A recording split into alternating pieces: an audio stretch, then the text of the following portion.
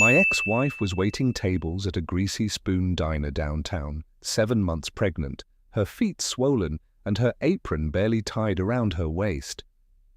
I walked into that place by chance, right after a business meeting that moved $80 million.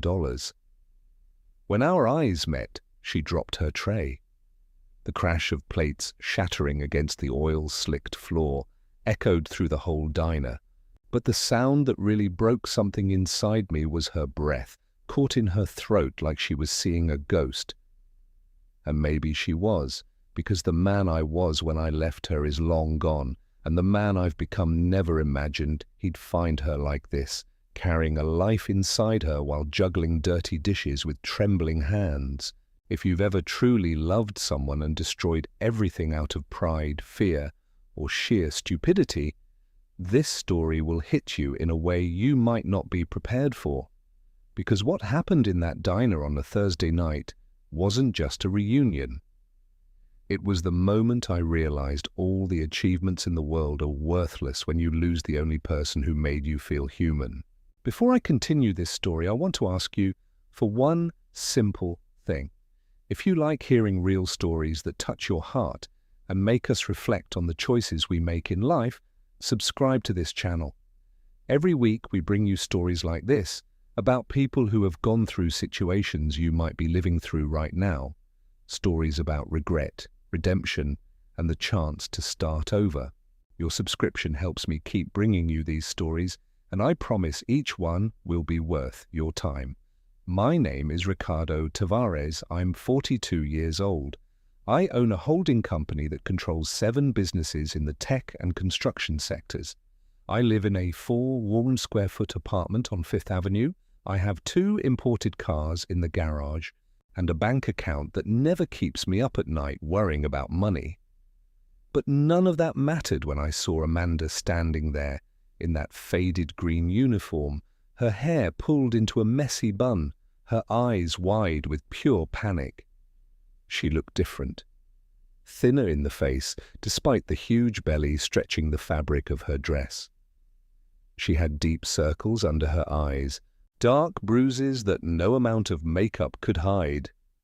Her hands trembled as she bent down to pick up the scattered shards of ceramic.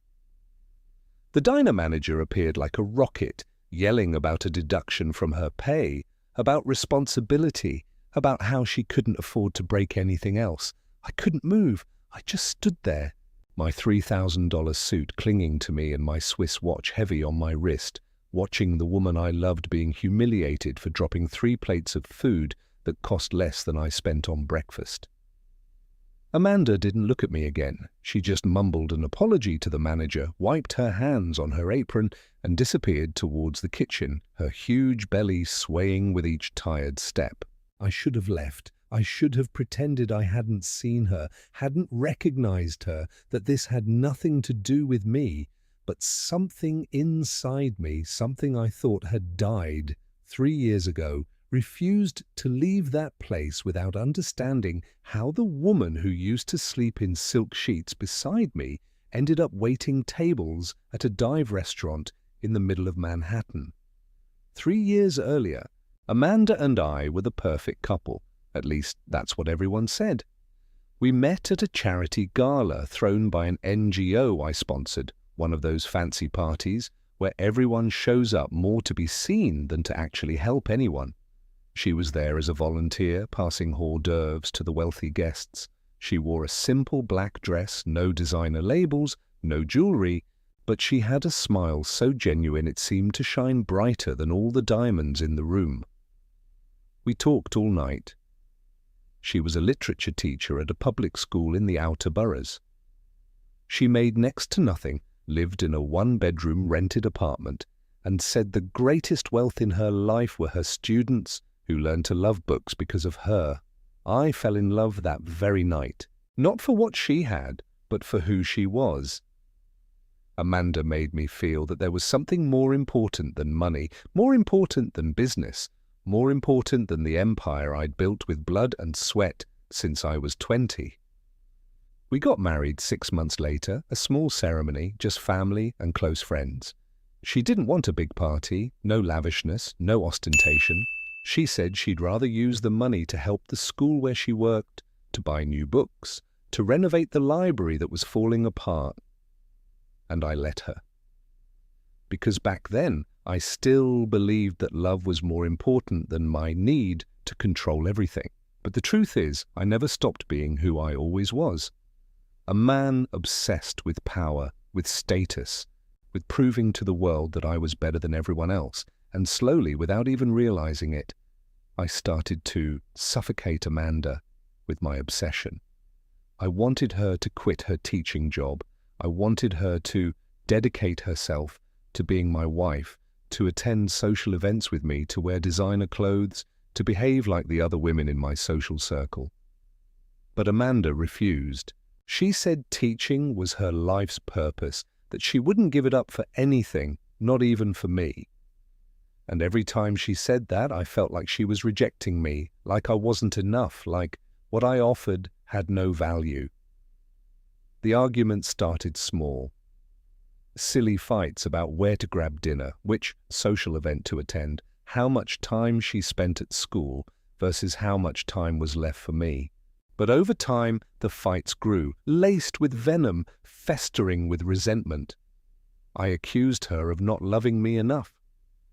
She accused me of trying to turn her into someone she'd never be. And in the middle of this emotional tug of war, we drifted apart. Until one day, after an especially brutal fight where I said things I should have never uttered, Amanda packed her bags and left. She left her wedding ring on the coffee table, along with a note that simply read, "I loved you with everything I had, but I can't live in a gilded cage anymore." I didn't chase after her. My pride wouldn't let me. I stayed there, alone in that huge apartment, convincing myself that she was the one who lost the chance at a good life with me, that she'd regret it, that she'd be back begging to return in no time. But she never came back. And I, the fool I was, never went after her. I threw myself into work, closed more deals, made more money, built another floor onto my empire. And I pretended everything was fine, that I didn't miss her, that I didn't wake up in the middle of the night searching for her body on the other side of the bed. I went on like that for 3 years.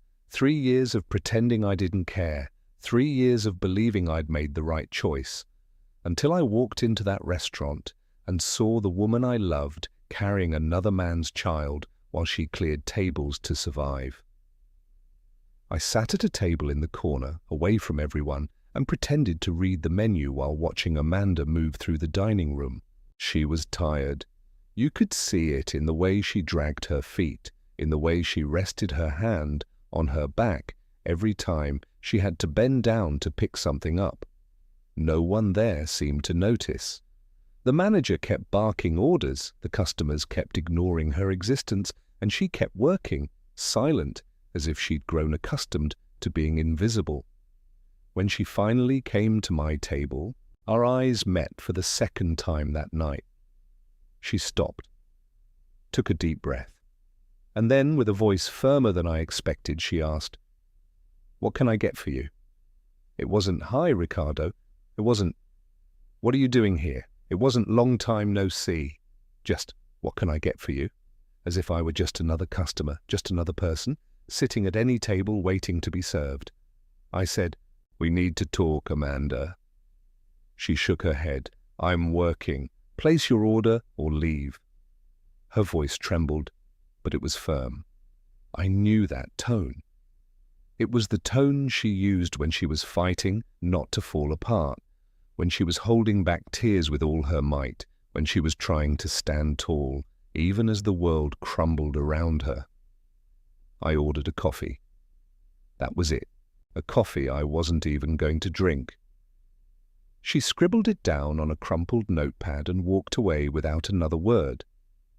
When she returned with the steaming cup, I asked, "Whose baby is it, Amanda?"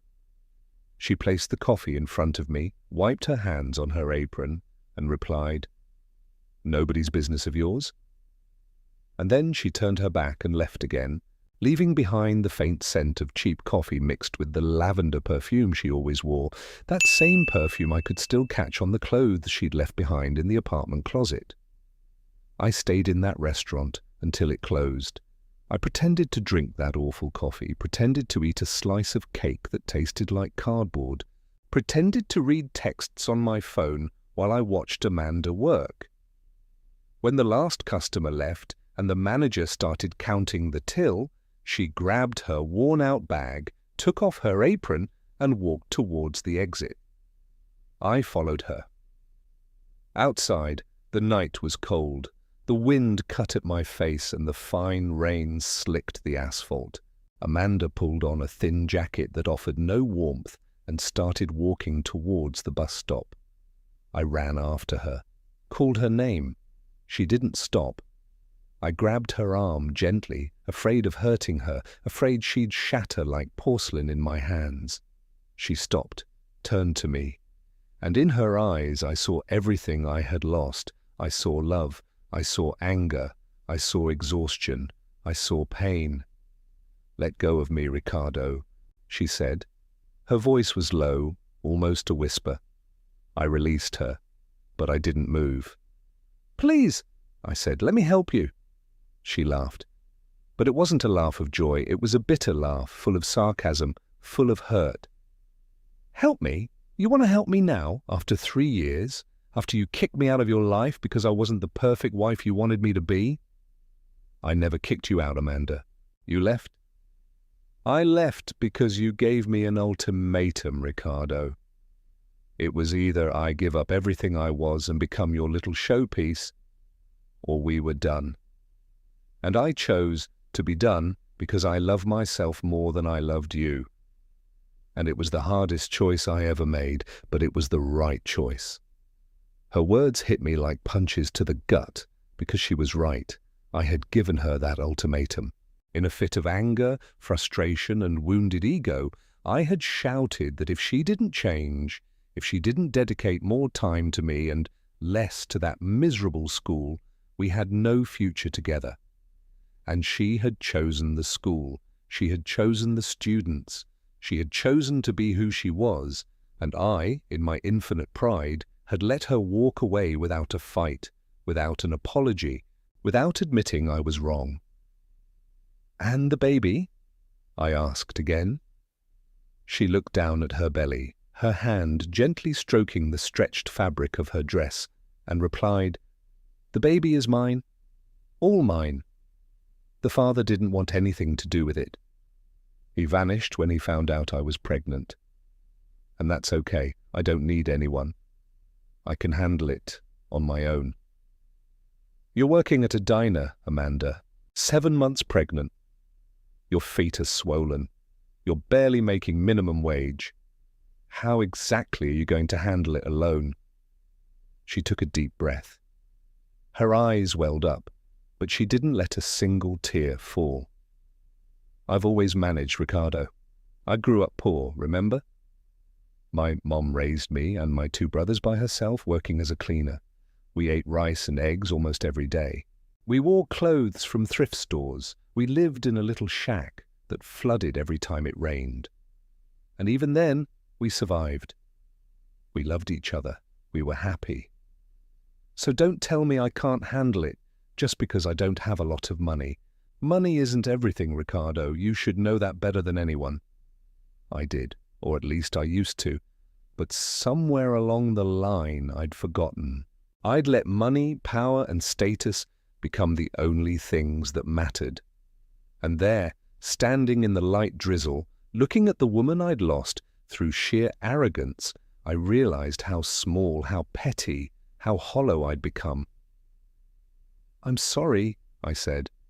And this time, the words came from the depths of my soul, carrying a weight I'd unknowingly carried for 3 years. "I'm sorry for everything, for trying to change you, for making you feel small, for letting my pride destroy us. I was an idiot, Amanda, and I know I don't deserve your forgiveness, but I'm asking anyway." She was silent for a long time. The sound of the rain hitting the asphalt was the only thing filling the space between us. Until finally, she said, "I forgive you, Ricardo, but forgiving doesn't mean going back. Forgiving doesn't mean forgetting. Forgiving just means I'm not going to let this bitterness hold me anymore. I'm moving on, and you should too." And then she turned and started walking again towards the bus stop, leaving me there, alone, my heart shattered into a million pieces. If this story is resonating with you, imagine what's coming next. Subscribe to the channel so you don't miss any stories like this. Here, we tell real stories of people who faced the impossible, and I'm sure many of them will make you feel less alone on this journey.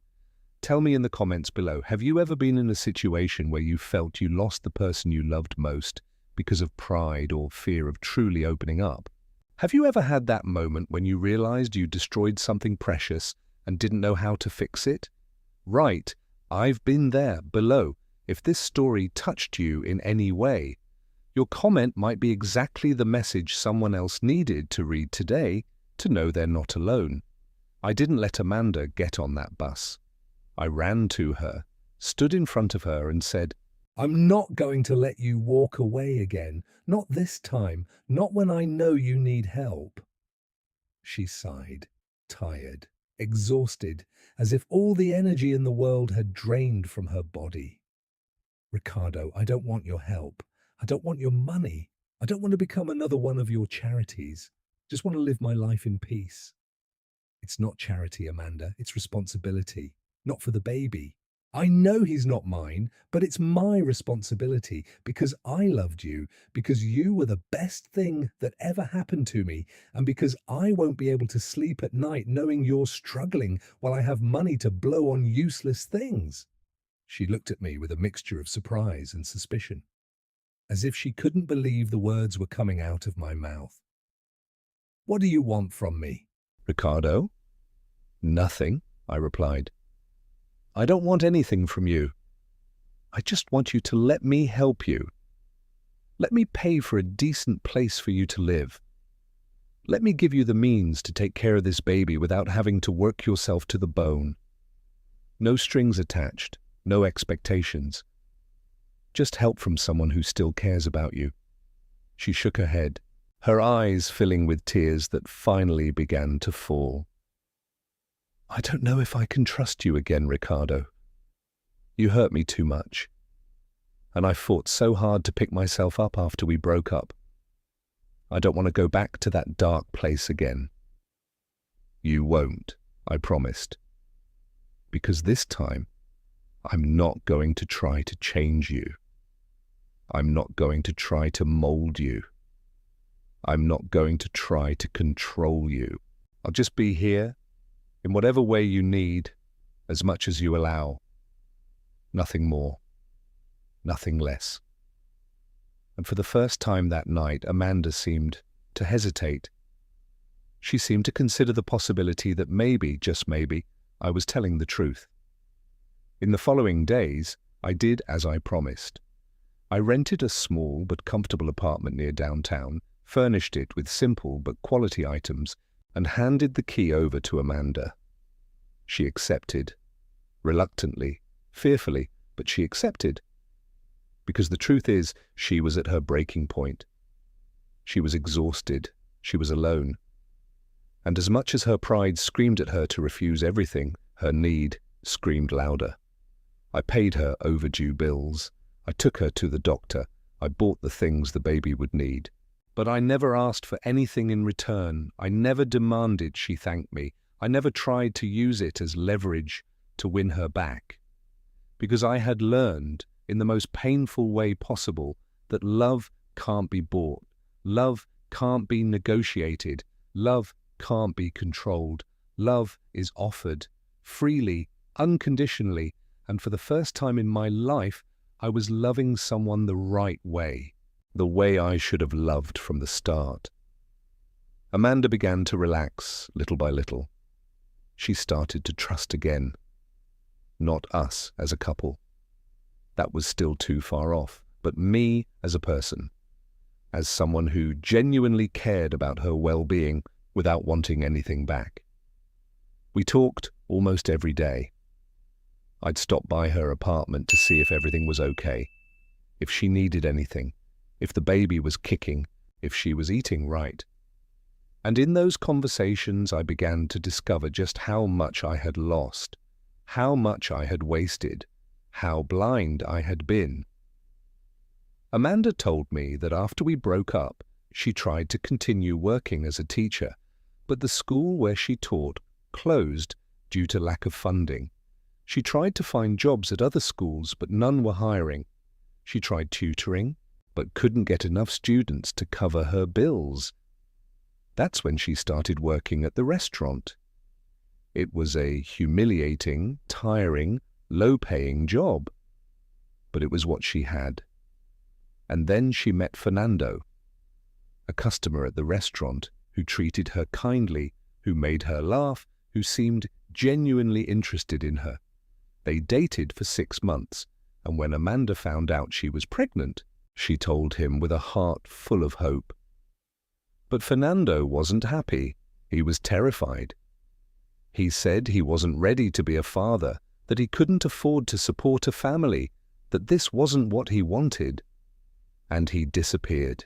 He simply vanished, blocked her number, moved out of town, deleted all his social media, as if he had never existed. And Amanda was left there, alone, pregnant, broke, with no prospects, but even so, she decided to move forward, because giving up was never an option for her. The baby was born on a rainy Tuesday, 3 weeks early. I was in a meeting when I got the call from Amanda's neighbor saying she'd gone into labor and was on her way to the hospital. I cancelled everything, grabbed my car, and raced over. When I got to the maternity ward, Amanda was already in the delivery room. I paced outside, back and forth, feeling an anxiety I'd never felt before, because this baby wasn't mine, but somehow I cared about her as if she were.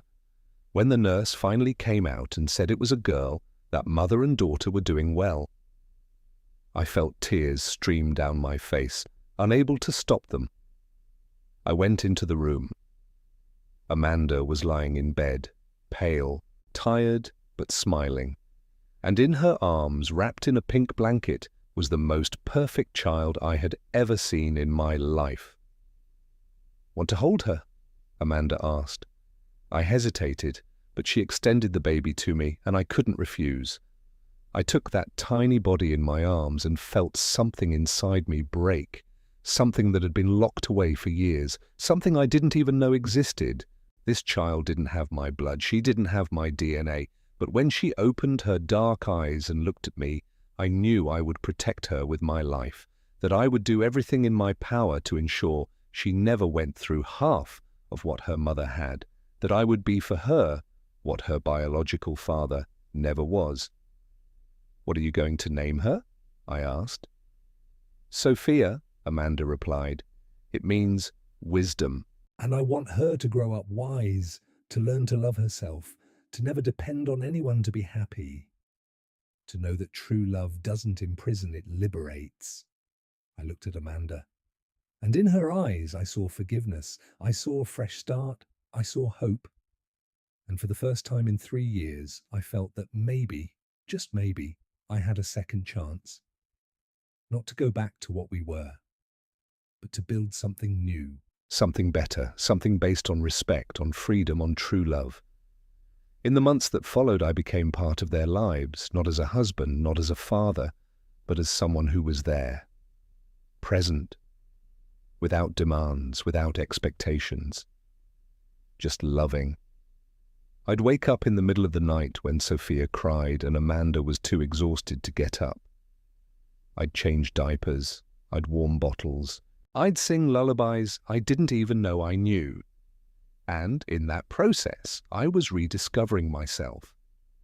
I was becoming a better version of myself, a version that didn't measure his worth by the size of his bank account, a version that understood that the most important things in life are priceless.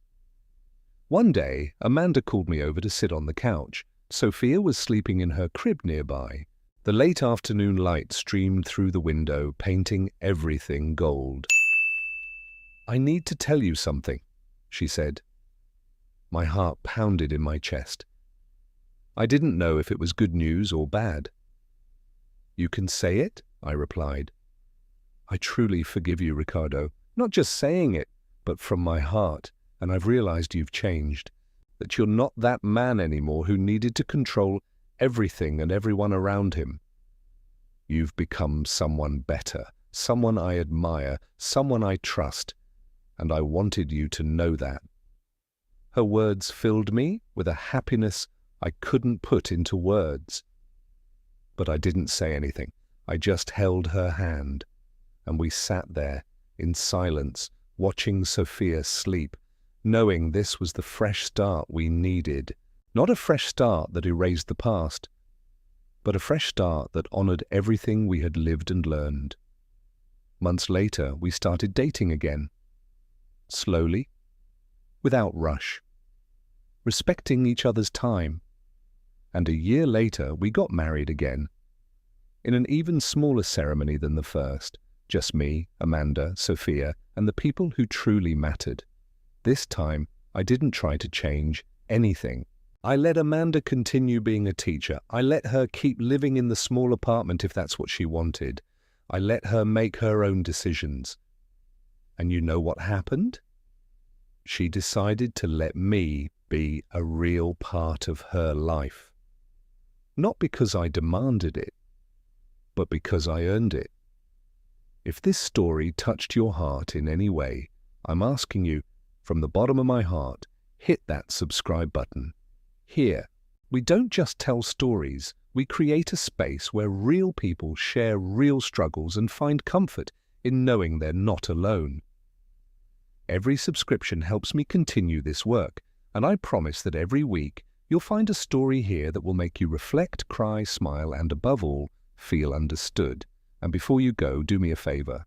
Drop a single word in the comments that sums up how this story made you feel. It could be hope, it could be strength, it could be pain. It doesn't matter what it is, because every comment down below becomes a ripple of support for someone who might be going through the toughest time of their life and needs to know that people care. Type, "This story moved me," if you felt something. Thank you so much for sticking with me this far. It means more than you can imagine. Give it a thumbs up if this story resonated with you, and I'll see you in the next story. I'll be waiting for you here.